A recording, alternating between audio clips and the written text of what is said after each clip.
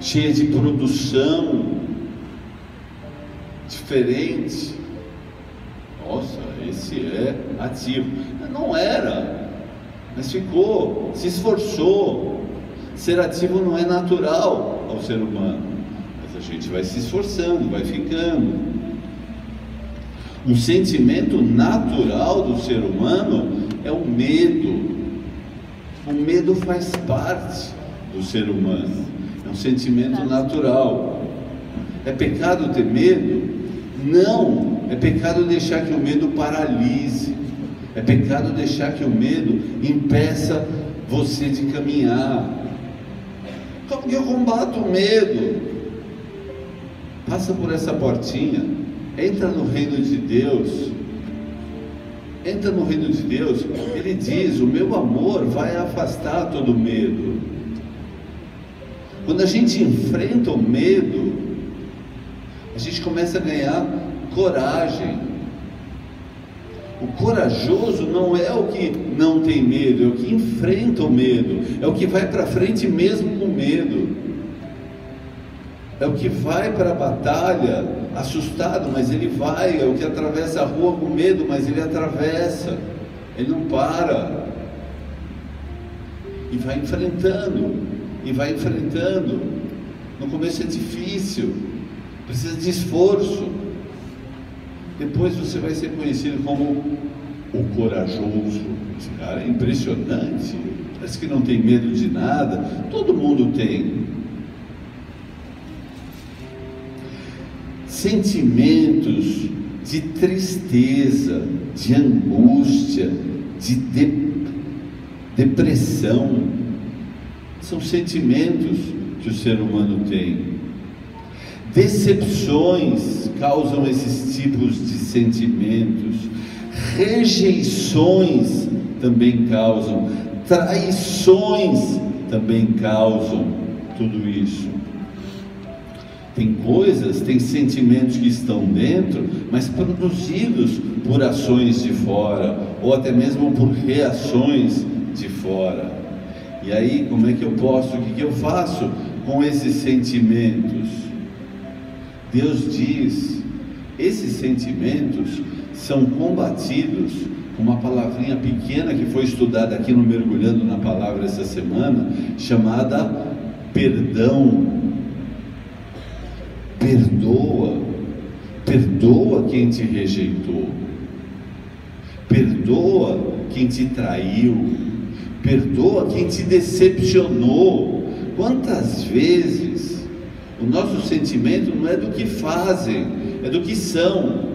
Eu me sinto assim porque ele é assim, eu me sinto assim porque ela é assado, mas ela é, ele é, chama-se aceitação. Aceita o outro como é, perdoa. É fácil perdoar, mas assim, não, precisa de esforço.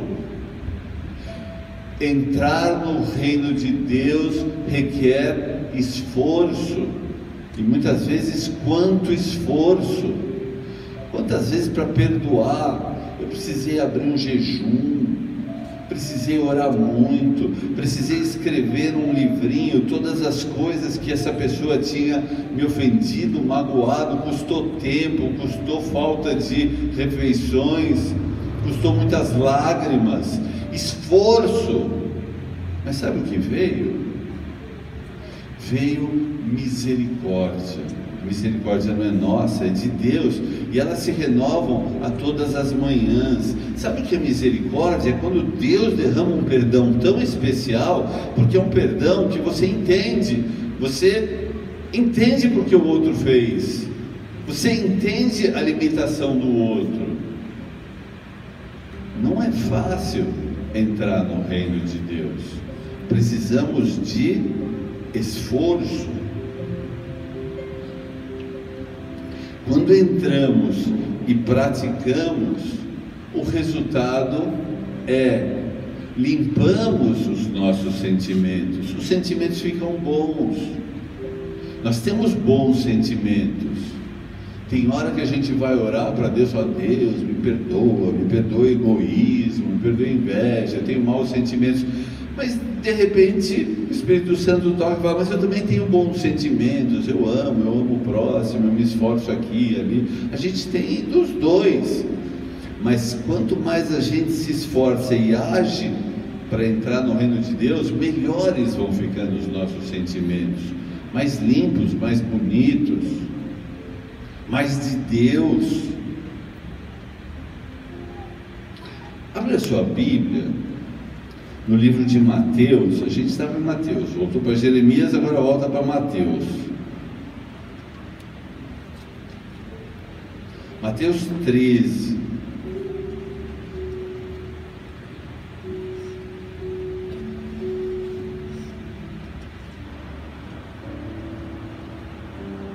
Achou? Presta atenção nessa parábola.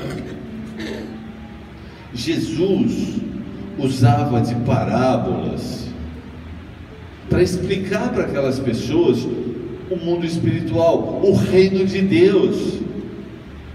Como é que ele podia explicar o reino de Deus para quem não tinha o Espírito Santo de Deus? Não tinha como entender. Então ele explicava através de parábolas. Mas uma parábola não é uma historinha de criança, é uma história real que representa o reino de Deus, o mundo espiritual. Amém? É porque me surgiu uma dúvida, e essa parábola tirou a minha dúvida. Vê se você tem também essa dúvida. Peraí, nós temos sentimentos bons e sentimentos maus, amém? Temos? Tem alguém aqui que tem sentimento mau? Amém. Tá bom. Então, a dúvida que me surgiu é: por que Deus não tira esses sentimentos maus de nós? Por que Deus nos fez dessa forma? Por que não só com sentimentos bons? Fica essa dúvida na sua cabeça? Seria tão bom se a gente tivesse só sentimentos. Sabe o que aconteceria se a gente tivesse só sentimentos bons? O nosso coração não seria enganoso e a gente poderia andar pelos nossos sentimentos. Mas como existem bons e maus, e isso nos engana, a gente não pode andar pelos sentimentos. Tem que andar pela fé, tem que andar pela palavra. Mas Jesus nos explica sobre isso. Tá? No versículo 24, tem uma parábola muito famosa. O mundo todo conhece. Em qualquer lugar que você vá, se fala em joio e trigo. Mas é incrível como as pessoas entendem que joio e trigo são pessoas boas e pessoas más. Dá uma lida aqui comigo. Outra parábola lhes propôs Jesus, dizendo: o reino dos céus é semelhante a um homem que semeou boa semente no campo. O reino dos céus, o reino de Deus, o reino espiritual. Onde está o reino dos céus? Você já sabe, amém? Então Jesus está falando, daqui de dentro, ele não está falando de fora, ele está falando do reino dele. Então é semelhante a um homem que semeou boa semente no seu campo. Mas enquanto os homens dormiam, veio o inimigo dele e semeou joio no meio do trigo e retirou-se. O trigo, a semente boa, são os sentimentos bons que estão no reino de Deus. Mas veio o inimigo e semeou joio, semeou maus sentimentos, maus pensamentos. Os maus sentimentos e pensamentos não vêm de Deus, amém? Ele entra também no reino, ele entra na nossa mente, ele confunde os nossos pensamentos. E quando a erva cresceu e produziu fruto, apareceu também o joio. Então, vindo os servos do dono da casa, lhe disseram: Senhor, não semeaste boa semente do teu campo? De onde vem, pois, o joio? E ele respondeu: um inimigo fez isso. Aí os servos lhe perguntaram: queres que vamos e arranquemos o joio? Houve essa dúvida, houve esse pedido dos servos de Deus: querem que eu vá no teu reino? Querem que eu vá? Você quer que eu vá em cada um e arranque os maus sentimentos e arranque os maus pensamentos? E Jesus disse: não, replicou ele, para que ao separar o joio, não arranqueis também com ele o trigo. O que Deus está dizendo é que nós precisamos, fomos feitos com sentimentos e precisamos desses sentimentos. Sem sentimento de amor, de alegria, sem esse tipo de sentimento, seríamos como robôs, sem vontade própria, sem esperança, sem fé. Precisamos, sentimentos não são ruins, a gente só não pode andar por eles, a gente só não pode viver e tomar as decisões pelo que sentimos, mas eles são importantes. E Jesus está dizendo: não dá para arrancar o joio, porque arrancaríamos também o trigo, bons sentimentos seriam retirados. Eu não quero retirar bons sentimentos de ninguém, são importantes e fundamentais.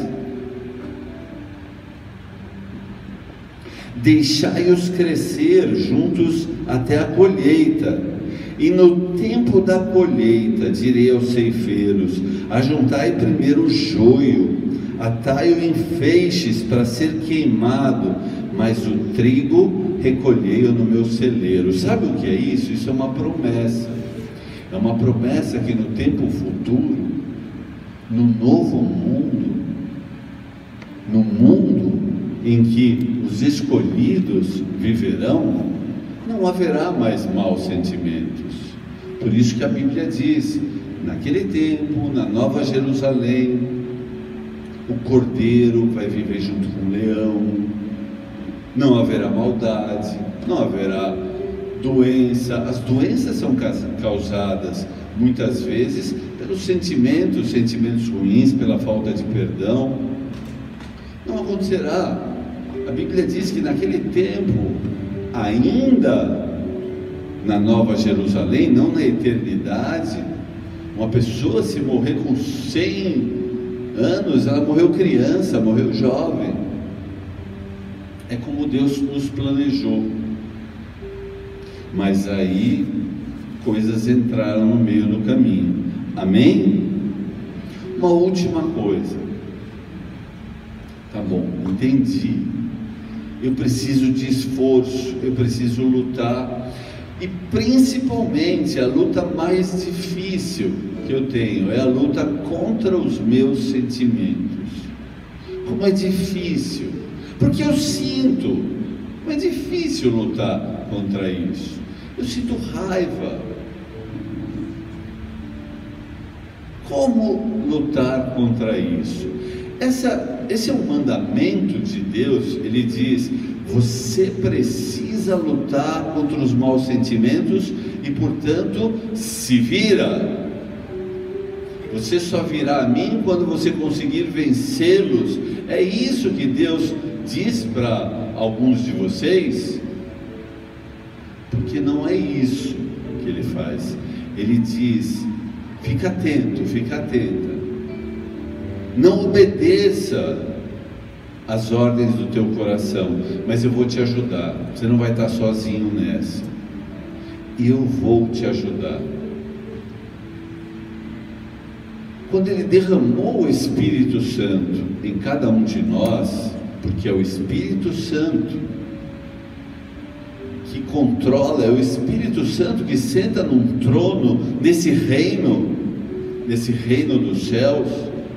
Quando Ele derramou o Espírito Santo, veio junto com o Espírito Santo o fruto do Espírito, que dia será estudado o fruto do Espírito aqui? Quarta-feira? Alguém falou quarta-feira? Quarta-feira. Venham quarta-feira no Mergulhando, vai haver um estudo sobre o fruto do Espírito, sobre aquilo que você diz, eu não tenho, mas eu digo, Ele tem e está em você, e você tem acesso. O fruto do Espírito é como se fosse uma mexerica cheia de gomos, tem 9 gomos, um deles é paz, o outro é alegria, o outro é amor, o outro é paciência, e um dos gomos mais importantes chama-se domínio próprio. Ele te deu domínio próprio, Ele te deu condições de enfrentar os teus sentimentos, Ele te deu condições de enfrentar as suas tentações. Você não precisa de um esforço humano. O teu esforço, sabe qual é? É entrar no reino de Deus. Eu não preciso me esforçar para, eu não quero ver, eu não quero olhar, eu não quero ser tentado. Eu preciso me esforçar para entrar no reino de Deus. Se eu entrar no reino de Deus, eu vou ter essa força, eu vou ter esse suporte. Não precisa abrir. Provérbios 16:32 diz assim: melhor o que domina o seu espírito do que o que conquista uma cidade. Aquele que domina a si mesmo é maior, no reino de Deus é maior do que aquele que sai e conquista o mundo. Provérbios 25:28: como uma cidade derribada, que não tem muros. Consegue imaginar uma cidade que não tem muros, não tem proteção, está aberta para qualquer tipo de investida? Assim é o homem que não tem domínio próprio.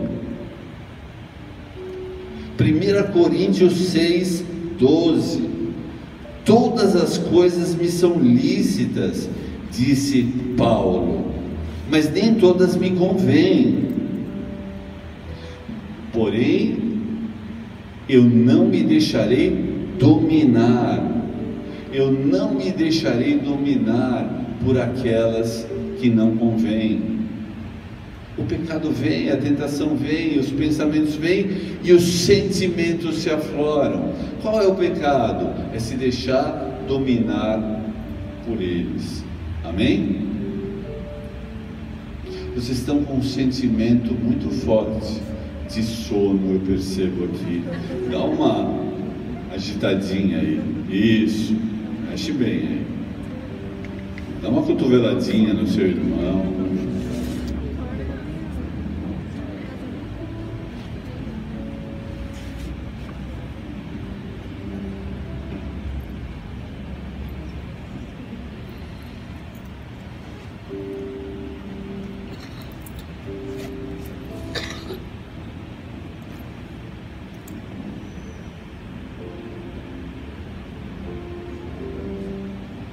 Feche os teus olhos, abaixa a tua cabeça.